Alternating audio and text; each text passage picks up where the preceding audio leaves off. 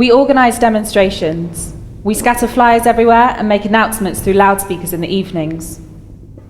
We throw flyers in the cathedral. My friend and I would be at the cathedral. We'd be sitting next to each other, and we'd be crossing ourselves and pretending to pray. She'd hand me the flyers, and I'd have them in my coat like this, and then I would toss them without even stretching my arm. Soon, the floor would be covered with flyers. We write slogans on all the walls. 2 members are positioned at the street corners, and 2 more on the next block. As soon as they see a policeman, they signal so the writer can stop. Suddenly, I feel somebody grabbing by my shoulder and turning me around. They want to see my face, and as he does that, I lift up my bucket and hit him on the head. We write on the walls, liberty or death, or 5 minutes to 12, which means that fascism is about to die. Death to fascism. We go on top of the hill, and we write the name of our organization in fire. We are 3 people. Each one of us has 1 letter. We put them in place, we light them up, and then we run down as fast as we can. And there, from the bottom of the hill, you could see the name burning out. Of course, nobody knows that I'm involved in any way. I only told a friend with whom I work. When I told her, she said, I'm in it too. They come one night to arrest me. Luckily, my mother sees them because there's a gate and the door is far from the stairs. Go, she says, they're here, and as soon as she speaks, I jump out of the window. The height is 3 meters. I managed to get out of yard and go to join the resistance army. Training in the army is hard and includes all kinds of practice. We answer directly to the division's command, and we are trained by regular officers. They make us disassemble and reassemble our guns so that we would know what to do in case of need. Shooting targets is one of the main tasks.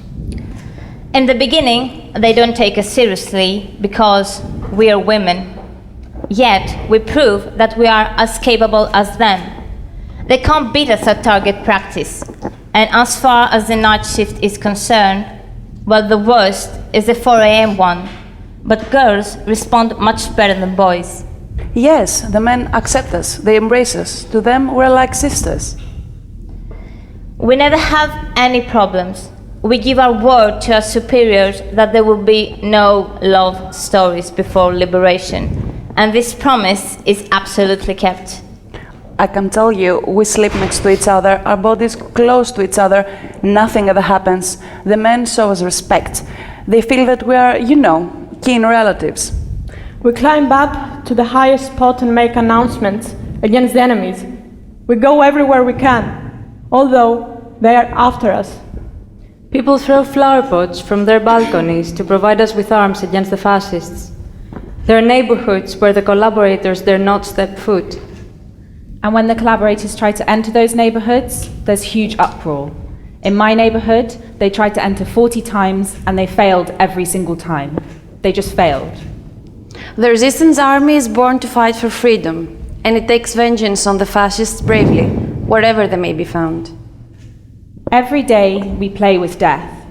Whenever we go to meetings or organizations or to various secret appointments, we feel that death is our friend. We do not dread the idea of dying. Am I ever afraid? I don't know. Am I? When you're young, you do things that you just don't think are possible. For example, you leave home in the morning without knowing whether you'll ever make it back. At times like this, you're not afraid of death. You don't mind death. Life feels like a constant celebration. You see the tanks coming towards you, and you think, they'll run me over. In response, you raise your chin up and march in protest. It is like a celebration. When the resistance started, I was about 17 years old. I was in senior high school. Well, me, I was only 12. During the first days, I saw some leaflets of the movement and thought I should join the resistance. That's how my personal adventure started. And I was 20, no less, 18 to 20 years old. We went to the city upon liberation. It was wonderful. There were people all over the streets. They were singing and shouting and dancing. It was the culmination of the struggles of the people. They're ecstatic because they felt like their struggles had been worthwhile. We had a haircut before the parade, we ironed our shirts and trousers, and we polished our boots. And we entered the town to take part in this majestic gathering to celebrate liberation. The entire division entered the town. There was music. We're carrying our arms while entering the city. We were their heroes. People would crown us with flowers, and they had carpets laid all over. The town was full of flowers.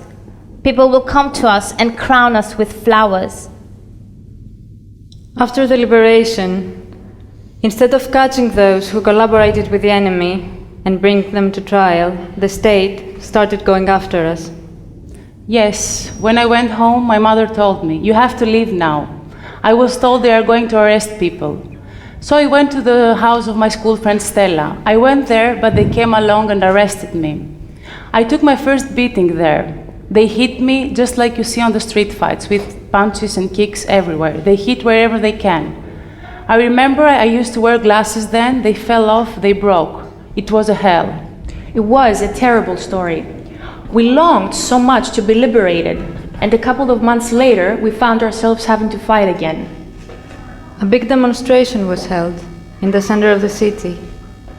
They opened fire on us with machine guns. Many died or were arrested. The streets were filled with blood. All the streets of the area were full of people that came in large groups to accompany the young people who were killed. At the square, when the dead had already been buried, everybody was on their knees and sang a resistance song. After that, we had to surrender our guns. We retreated without even having shoes to wear. It was winter, and we had our feet wrapped in rags. I gave in my gun, my equipment and uniform, and I left. It was the most absurd and weird situation. I cannot find the words to describe it. I have yet to accept it. A blanket was spread on the ground, and we went by and left our guns there with tears in our eyes. We, the liberators, had to suddenly surrender our guns, and we were crying. We didn't want to do it, but there was no alternative. We just handed them in. Where once the songs of the resistance roared, it was now desolated enough to make one afraid, because all the traitors and such were out to lynch people. It was like going from light into darkness. It was crazy. One would think, let me die now, let me die, or let me take my own life. You didn't want to live after that. In February, I was court-martialed and sentenced to death. Then they took me back to prison.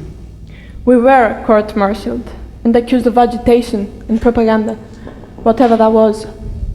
They proposed a death sentence, but we got life.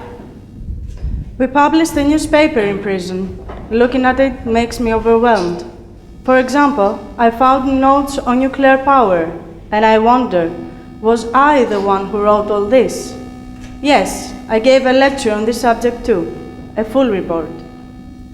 One day, my daughter came to visit me in prison, and she said, "Mum, I want to see where you live.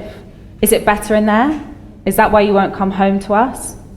So I took her on a visit to the ward. I remember it was first on the left, Ward 1, death row. When she came in, she was astounded. She didn't understand. She said to me, "Mum, why are there so many beds in here?" I spent nearly 4 years in that prison. No, it was 4 years in full. I grew up in prisons and camps. I spent 19 years in prisons and camps. At 16, I was in and out of prison. At 17, I was in prison for good. I got 15 years according to the verdict of the court-martial. At 22, they let me out. The only charge against me was being in the resistance. They had previously arrested my sister and tortured her. They told her, "Tell us something." And she said, "10 of your men are torturing one girl." I got beaten up very badly in the police station by a very big, tall man. For a whole month after that, my fellow prisoners had to wrap me with boiled onions to help me get well. It was that bad. They broke my teeth, and my entire body was black and blue. I was sentenced twice to death. I turned to my friend and asked, "What does twice to death mean? Will they lift us up and take a second shot at us?" Whether we were brave, well, it depends on your definition of brave. According to my understanding, bravery is endurance. And did we endure everything? Actually, we did. No member of resistance will ever be a coward. No, we will never be afraid. It's that simple. We will fight while singing. What is there to fear? Are we alone in this? No, we're not. Everyone will die like this. The men will be executed in the same way. So what is there to fear? I will be ready to face the firing squad as the rest of them. Women will not pass through the resistance in a happy-go-lucky manner, as if crossing the town square. We have our special characteristics. We are different beings, different personalities. And this personality will stay with you. It's not ever lost, I believe. We will be so full of enthusiasm. As for our sense of self, we will transcend our egos. We'll not think of personal benefit. We'll be all united in one body. During this time, one's ego will not exist. There will only be we. When we will demonstrate, we will not care about ourselves. At that time, one might even die, but one will live for the sake of the others. One will live for the sake of liberation, and will thus be lifted to the highest moral spheres of human existence. Resistance means that you hold on your dignity. You don't let them change you. You don't let them turn you into a spineless creature. It means that you have your pride and you're a master of yourself, your future, your everything. We survived the occupation, and God knows what else. Was there ever a moment when I asked myself, what am I doing? Am I supporting a lost cause? Never. Not once has such a thought crossed my mind.